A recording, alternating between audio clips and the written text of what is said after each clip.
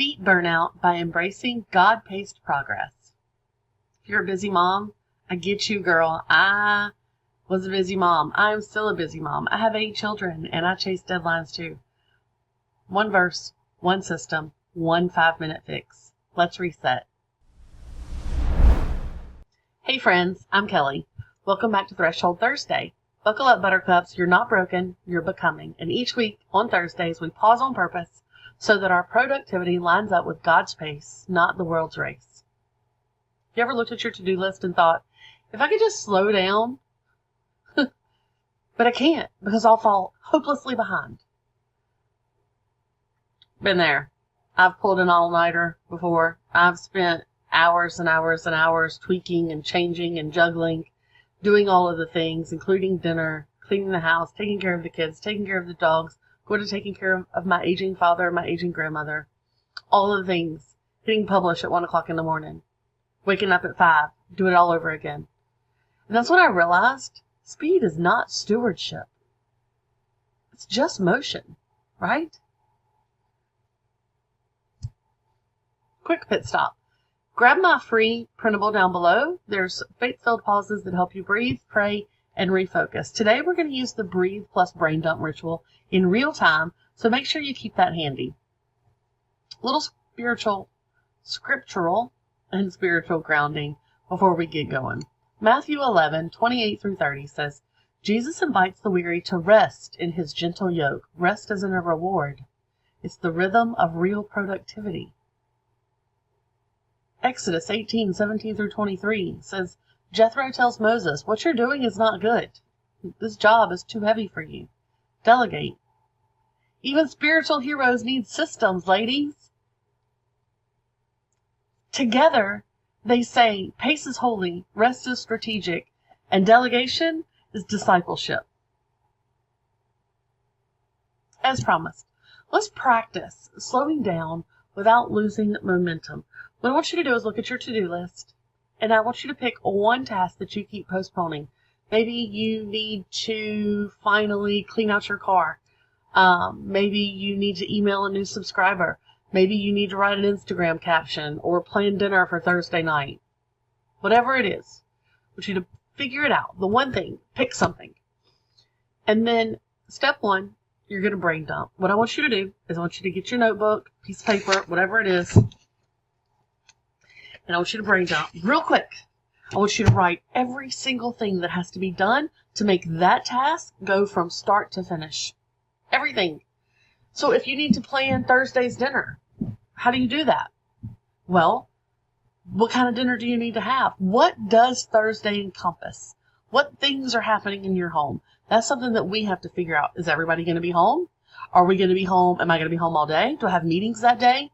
How easy will it be for me to make dinner at dinner time? Do I need to prepare dinner? Do I need to start something on Wednesday night? How can I do that? I have church on Wednesday nights. I'm very busy on Wednesdays, and then I go to church on Wednesday nights. So there's a very short period of time between going to work, visiting my parents, running my errand, or visiting my dad. It's a gut wrench every time I say my parents all the time. My mother, less than a year ago. Actually about 6 months ago. Sorry, excuse me. Visiting my dad, visiting my grandmother, running my errands, coming home, doing something about dinner, and then I'll leave and go to church, and I don't get back until bedtime, right? Wednesdays are very hectic. So if I need to prepare something on Wednesday for Thursday, now we got to back it up even more and figure it out on Thursday, right? It's not just what are we having. So get all the things figured out. Maybe Thursday is super busy and I need to put something into the crock pot and have a window that morning. Maybe I need to buy something to put into the crock pot. What all has to happen in order to plan that dinner or make that dinner plan for Thursday? Write it all down. Step 2, prioritize. Now I want you to highlight the one thing that actually pushes the mission forward. Maybe it's to pick up something, some chicken, that I can put into the crock pot on Thursday morning while I'm out running my errands on Wednesday. What is the thing that moves it forward? Okay. And step 3, open your calendar. Open your calendar and find 20 minutes in your calendar so that you can do the thing. What is the thing? For me, it's buy the chicken. So I know tomorrow while I'm out running my errands during this slot in my calendar, I need to buy the chicken. This is an example. We're probably not having chicken Thursday.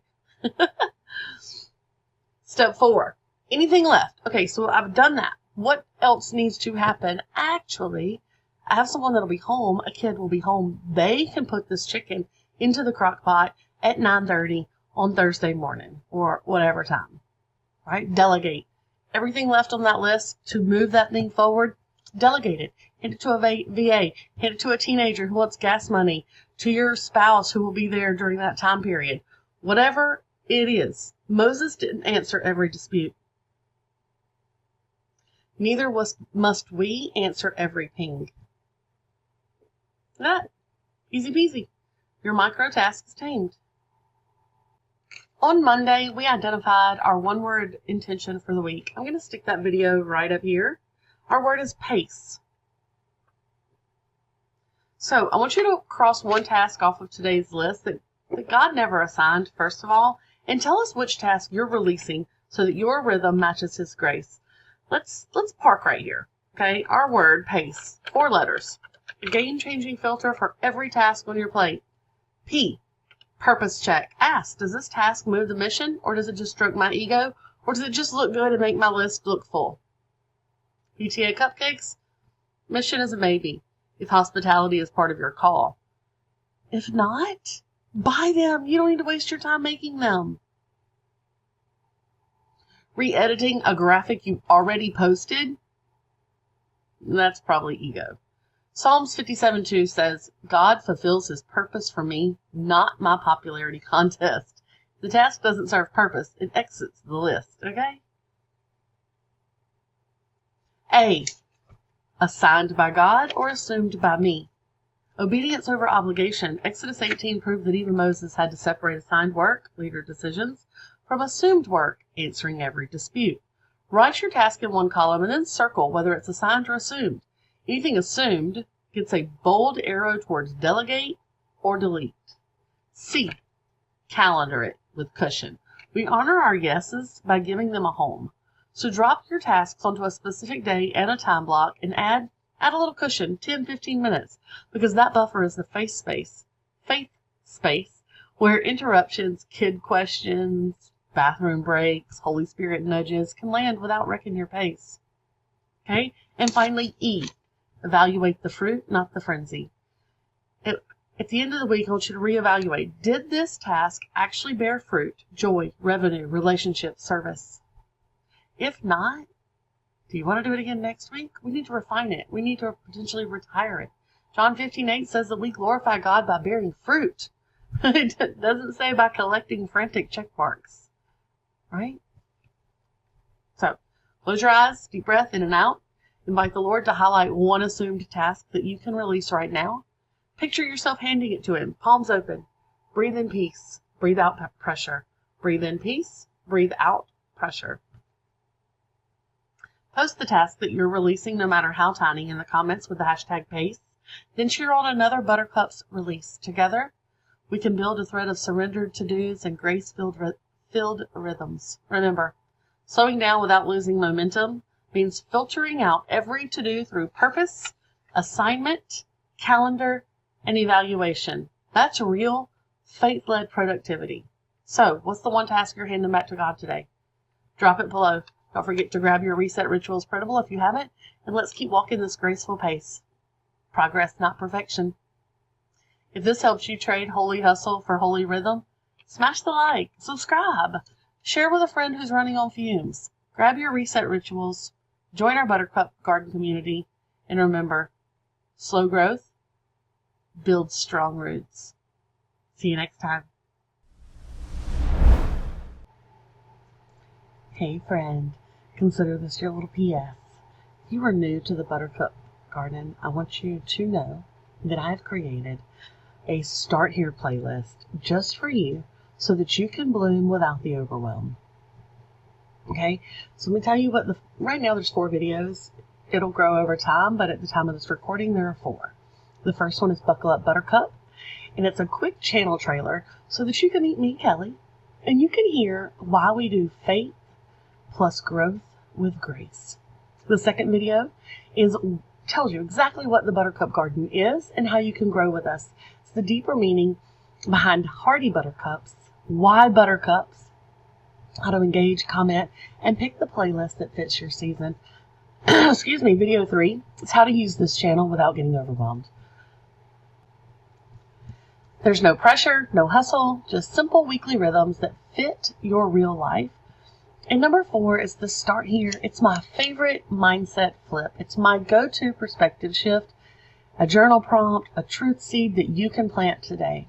I want you to watch them straight through or snack on them one at a time. Either way, you're going to discover our heartbeat, our holy hustle with grace, spiritual joy, and the belief that you are not broken, you are becoming.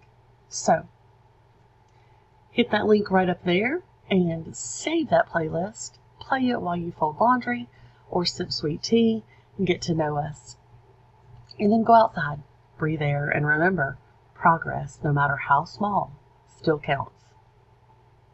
See you in the playlist. Bye.